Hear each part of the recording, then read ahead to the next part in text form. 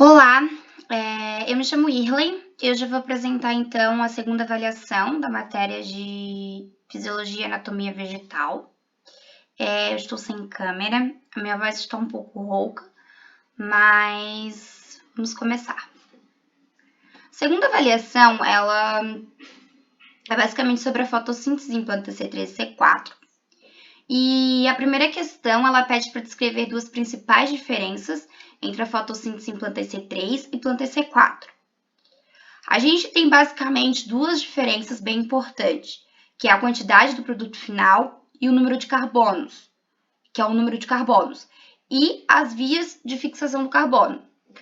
Então, começando pelas plantas C3, que são essa imagem mais à esquerda, a gente vê que ela tem uma via de fixação do carbono, né, que é o ciclo de Calvin.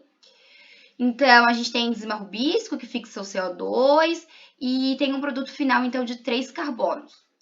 Já mais à direita, a gente pode perceber o processo de fotossíntese das plantas C4, que, no caso, a gente começa aqui em um processo na via da via C4, e a pepcarboxilase, então, ela fixa o CO2, ela transforma em malato.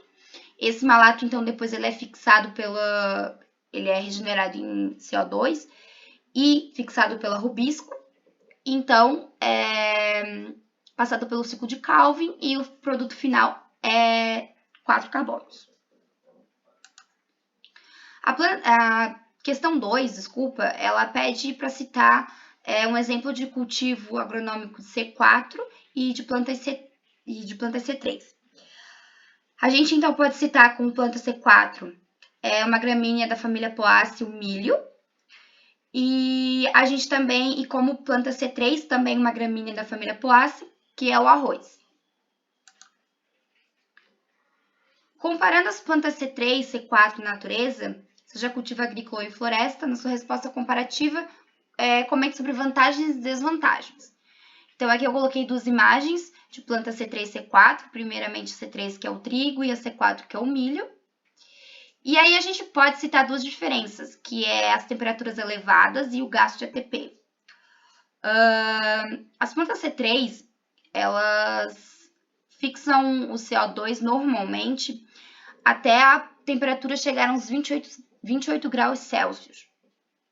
Acima disso, a rubisco, então, ela começa a fixar o O2, o oxigênio, e aí começa um processo de fotorrespiração. Então, isso é uma desvantagem nas plantas C3.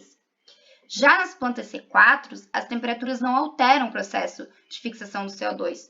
Então, as temperaturas podem chegar a 48 graus Celsius, que a fixação do CO2 vai acontecer normalmente. Então, uma vantagem, né?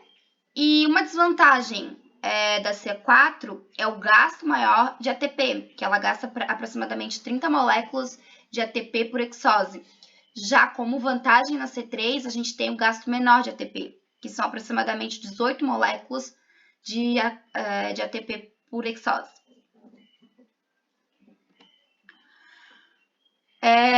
A quarta questão, então, a terceira questão, desculpa, que pede pra gente, a última questão, pra gente citar o hormônio vegetal que pode influenciar no processo de fotossíntese. E aí a gente tem que é o hormônio abscísico, o ácido abscísico, o famoso ABA. Ele é responsável pelo fechamento de estômatos. E como a gente já viu, os estômatos são importantes para a entrada do CO2 para gerar a fotossíntese, né? Para gerar açúcar. Então, o ácido abscísico, ele é determinado para fechar os estômatos em dias muito quentes, para reduzir a perda de água. Como é que isso acontece? A solução do solo, então, tudo começa na raiz, que a solução do solo ela está mais positiva, é o potencial hídrico mais positivo. As raízes, então, sinalizam o ácido abscísico que vá para as folhas e feche nos estômatos, para reduzir a perda de água. A gente tem plantas com metabolismo CAM que só abrem os estômatos à noite para reduzir a perda de água.